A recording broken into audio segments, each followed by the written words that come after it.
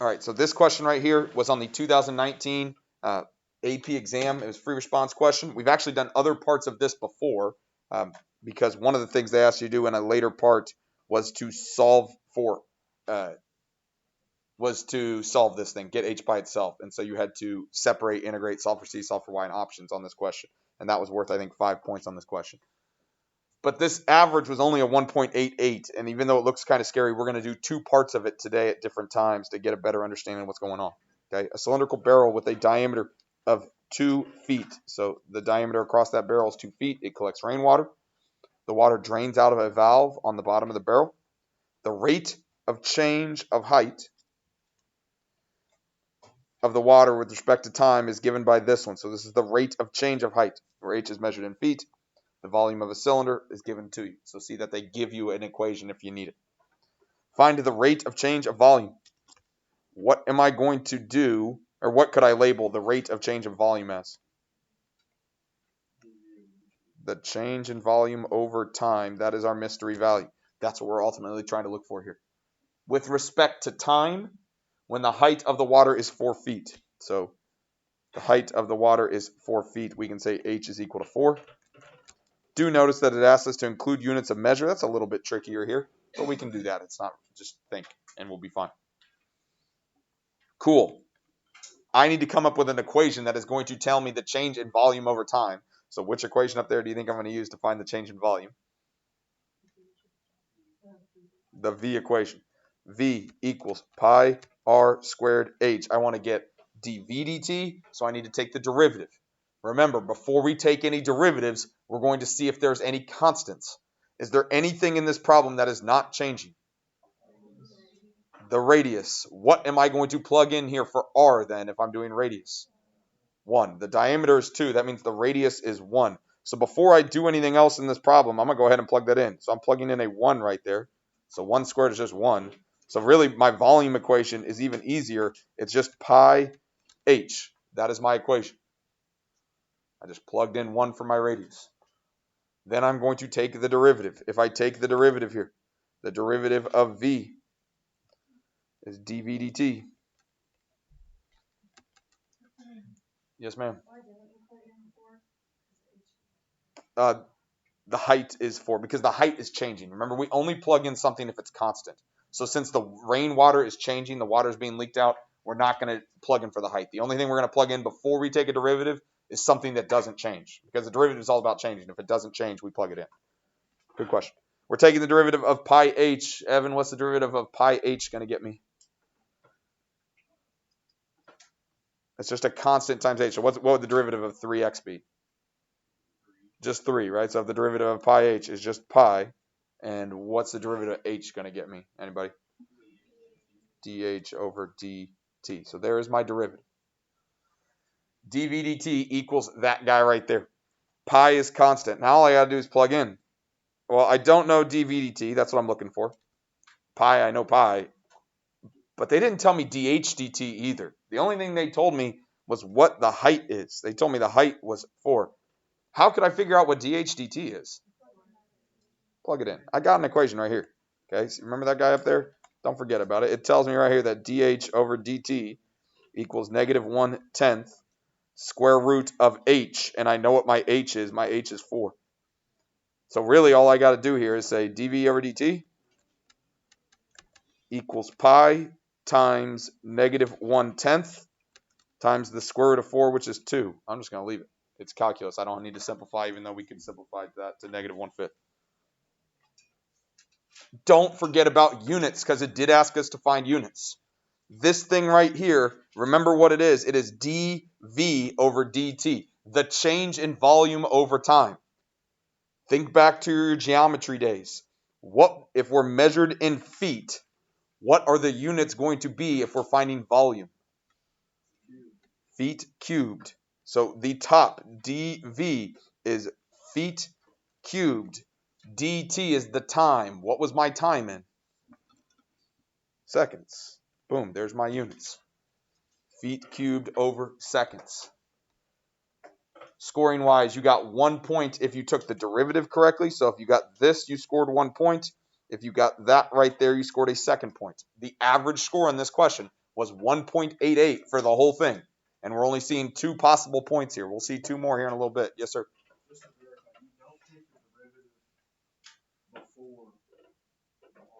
You want to plug in constants first.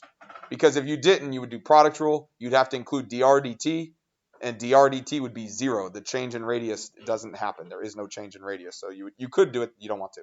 If it's a constant, plug it in before you take a derivative.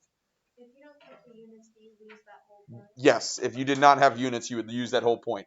They will be very clear. They will say indicate units of measure. If they ask you that and you don't do it, you will not score that point. Or you get them wrong. Anything else there?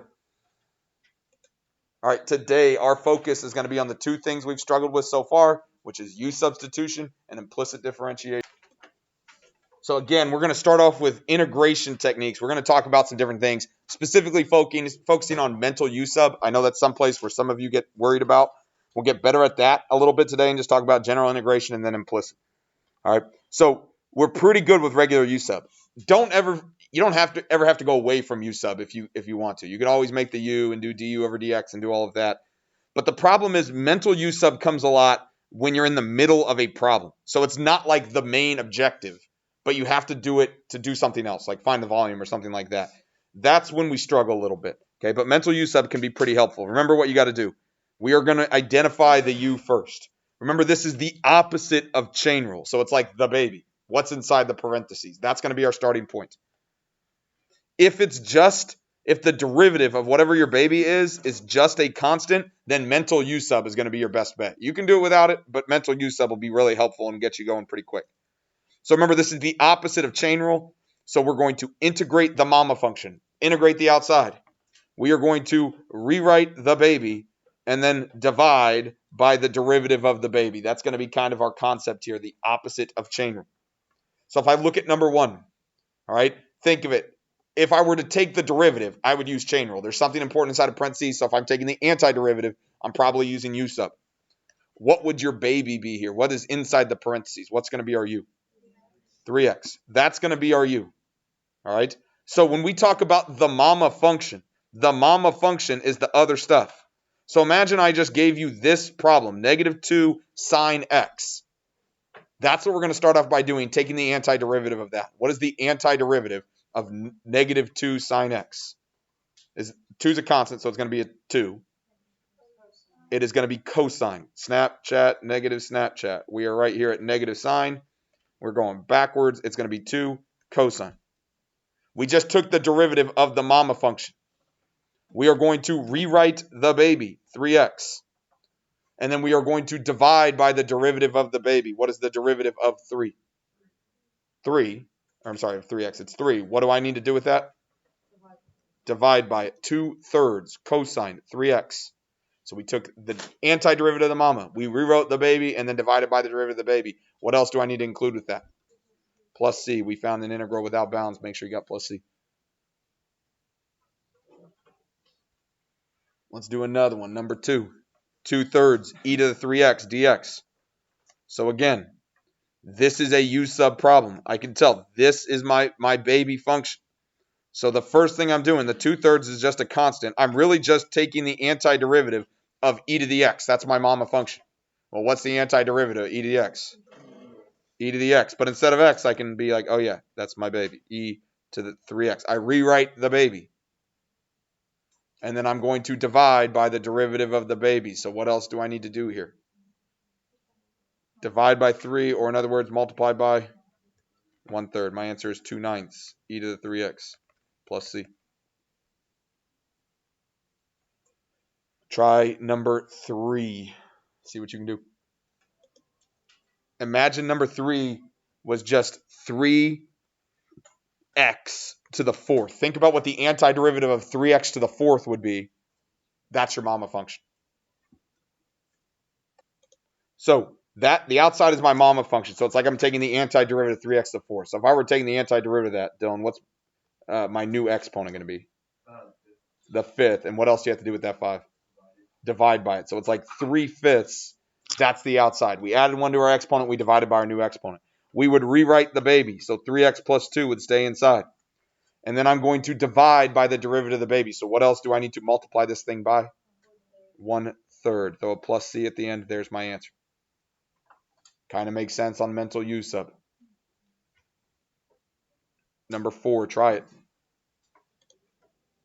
All right, we're finding the antiderivative. So the mama function's cosine. If I'm finding the antiderivative, Slade, what's my new antiderivative going to be? Just sine. Yep, sine, because we're doing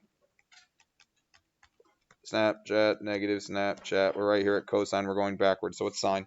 He's going to rewrite the baby, so x over 3, and then you need to divide by the derivative of the baby. What's the derivative of the baby going to be here?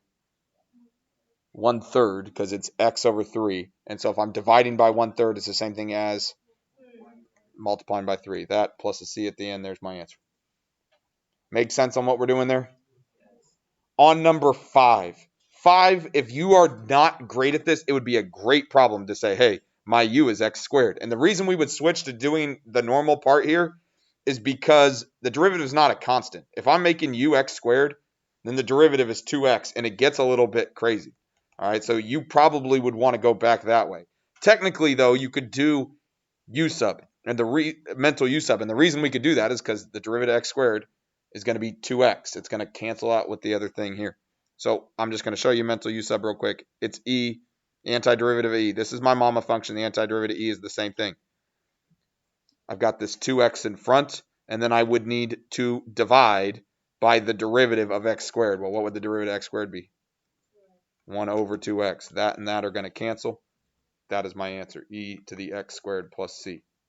If that's confusing to you, then do it the same way we used to, okay?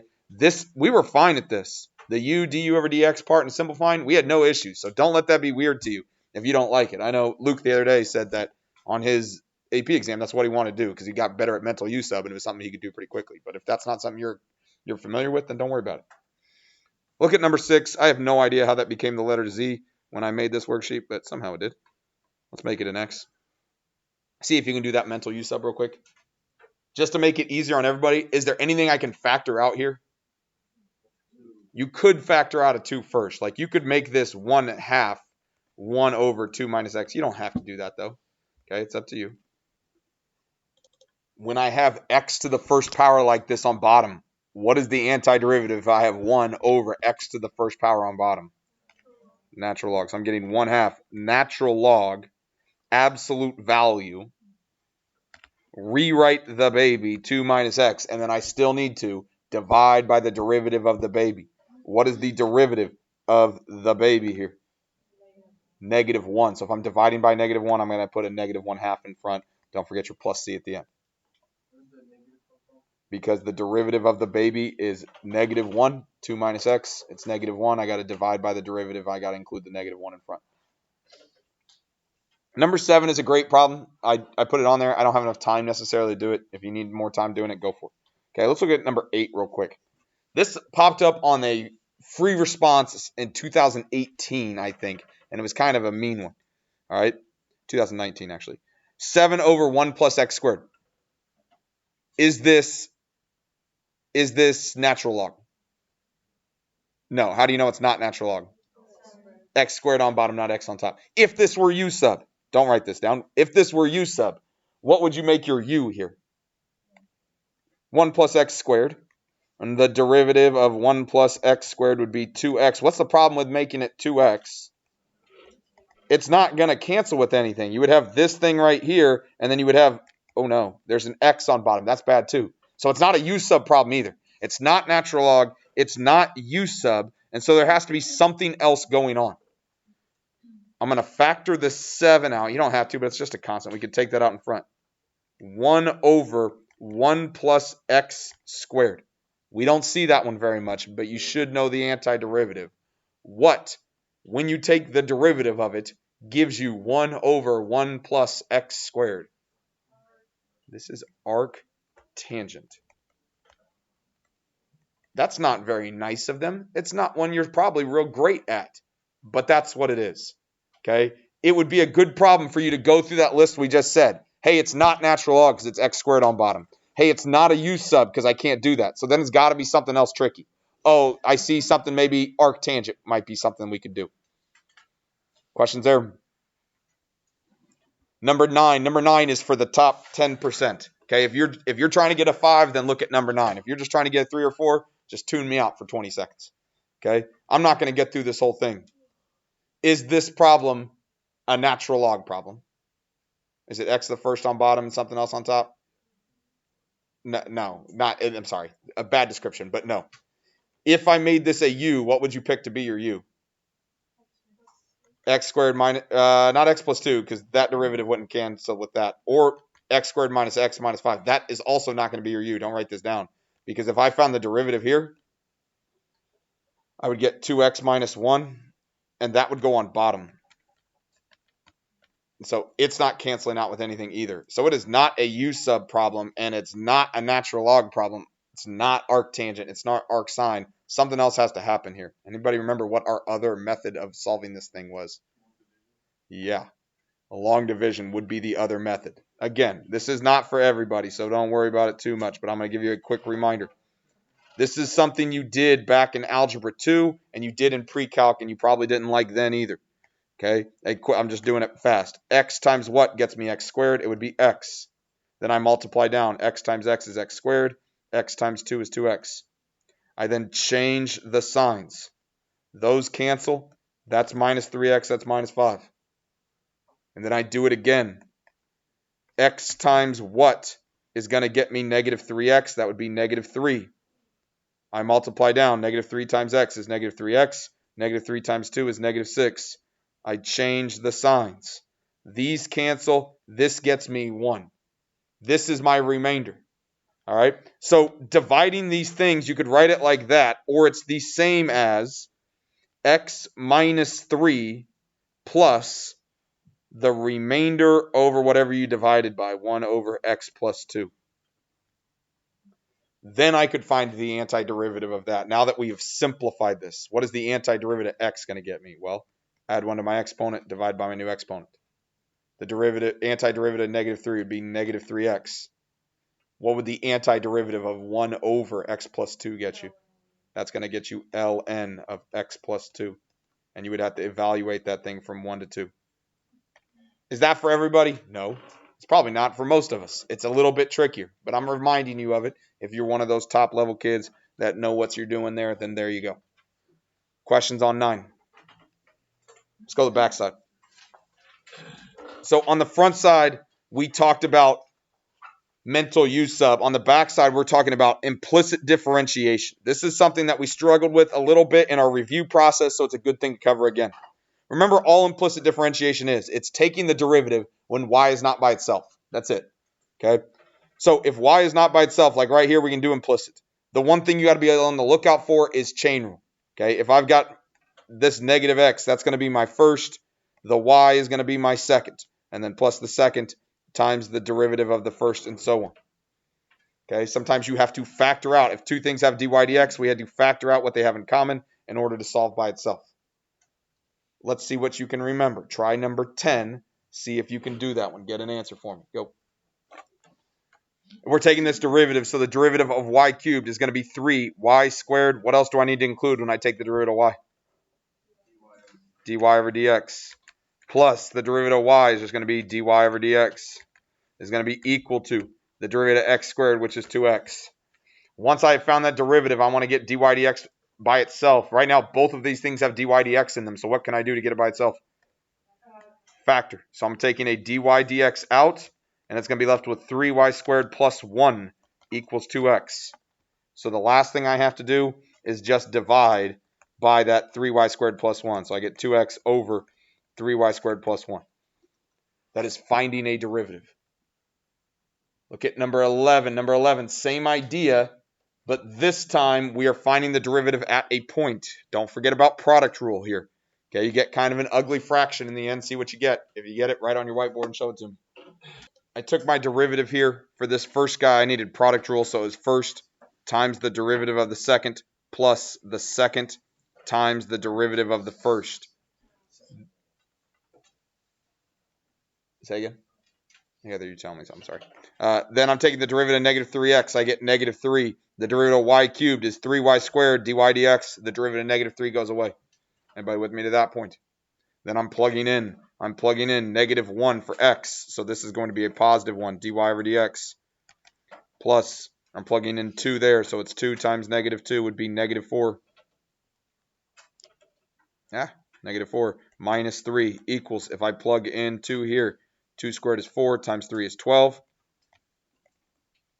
I'm going to subtract dy dx over, so I'm going to get negative 7 equals 11 dy over dx, and then I divide by 11, and I'm going to get negative 7/11.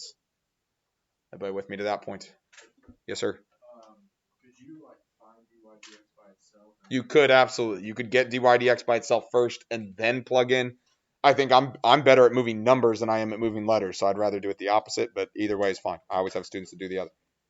Let's look at 13. I know we're not going to have a ton of time to do whiteboards, but that's okay. Number 13 is a really good question. This is a 2019 question. This is the same thing we did in bell work. Okay, given the height of the water in the barrel, so that's still the same. H is changing at a rate of this guy right here. Is the rate of the height of the water increasing or decreasing? Is the rate increasing or decreasing? They told me the rate, and then they're asking, is that rate increasing or decreasing? If I want to know if something is increasing or decreasing, what do I need to do? Take the derivative. That's what's going to tell me increasing or decreasing. No matter what I'm given, if I want to know if that thing is increasing or decreasing, I need to take the derivative. So in this case, I need to find the derivative of that guy right there. I need to find the second derivative of this problem. Okay, so that's what I'm looking for here. Negative 1/10 square root of h. Remember, we always hate square root of h. I would rather that be h to the 1/2 power. If I want to take the derivative here, what rule am I going, or I'm just taking the derivative. There's nothing fancy here. Take the derivative. I'm going to multiply by 1/2. So I'm going to get negative 1/20. H, what's my new exponent going to be? Negative 1/2. I'm subtracting 1 from my exponent. I multiplied by my exponent, subtracted by my exponent. What else do I need to include here? I just took the derivative of h, so what else do I need to include? I need to include dh over dt. That is my second derivative. So, cool, we did that. Now let's plug in. All right, I got negative 1/20. I've got h, which is 3. But then I have dh dt. They didn't tell me what dh dt was. They didn't say dh dt is a number. What could I do to find dh dt? Plug this. They do this all of the time. When they ask you to find the second derivative, they're going to make you plug back in the first derivative. They told me what the first derivative was. So when it asked me what dh dt is, it's that guy right there. So I'm going to multiply that by negative 1/10 h to the 1/2 power. And I'm just going to write that exactly the same. The only other difference here is I know what h is now.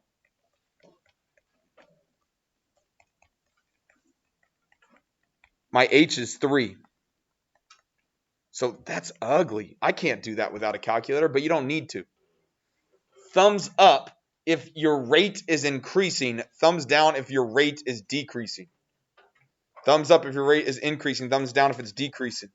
Aiden, why are you thumbs up here? Yeah.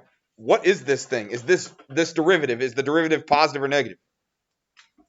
The derivative is going to be positive. All of these numbers are positive because when I multiply those two things together, it's going to be positive.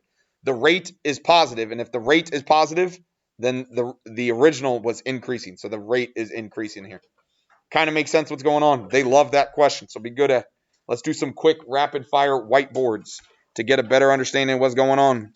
We're rapid fire here. This is mental Usub. Write down an answer. This is my mama. I'm going to antiderivative of that. The antiderivative E is what you see. I'm going to divide by the derivative of the baby. So the derivative of 5x is 5. That cancels. It's that thing plus C. There's my first one.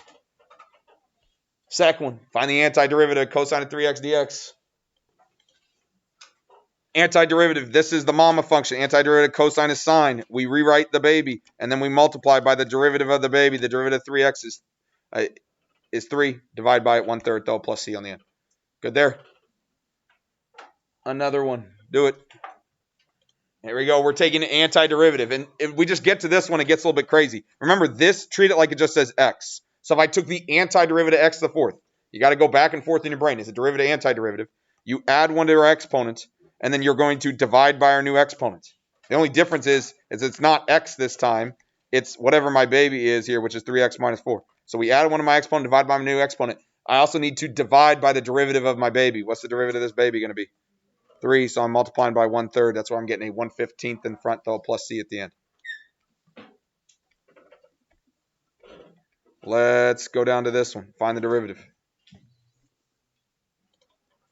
We are finding the derivative. So the derivative of y squared is 2y dy over dx. Over here, it's just going to be 10. I'm then dividing by 2y. That's it. Get dy dx by itself. 10 divided by 2y. We just had a lot of weird division issues. But other than that, we are okay. All right, 10 divided by 2. You could have that, or obviously 5 over y as well. Next one. Find that derivative at that point. Go. All right, when we're finding this derivative, make sure you realize where we're doing this. It's at a point, so we got to have a number in the end. I had to do product rule here because 4x, y. Okay, there's an x and a y being multiplied, so I had to go first derivative of the second plus second derivative of the first. Then I'm plugging in negative 1 and 1, so it's 9. Negative 1 squared plus, that's going to be minus 4 dy dx. And this is going to be minus 4 equals 0. I'm going to subtract 9 and add 4, so over here I get negative 5. And then I'm going to divide by negative 4, and I should have gotten an answer of positive 5/4. Questions there? Let's go to this one right here. Okay, so it looks big and scary. It's not as bad as it looks. Y equals f of t models the amount of substance present. There are 10 grams at the start of this thing. The function satisfies this equation right here. So this is the rate of change of the amount of substance. Determine whether the amount of substance is changing at an increasing or a decreasing rate. Explain your reasoning. So they gave me a rate and they want to know, are you changing at an increasing or decreasing rate? What are you going to do with the rate to determine if it's an increasing or a decreasing rate? Take the derivative. See what you can do. We are taking the derivative. That's how we're going to determine if the rate is increasing or decreasing. So I've got dy over dt. I'm finding the derivative of that. So it's d squared y over dt squared. I always forget where the 2's go. I don't even really care. It's just a second derivative. This is a constant. Okay, so it's going to hang out. I'm going to multiply by the 2. And then I'm going to include dy over dt. So when I do this, this is going to go back in here. So it's negative 0.02 y squared. When I do that, is it going to be positive or negative? Positive. I have two negative signs. And the y, the amount of substance, is never going to be negative. So it is always going to be a positive rate. Therefore, it's increasing.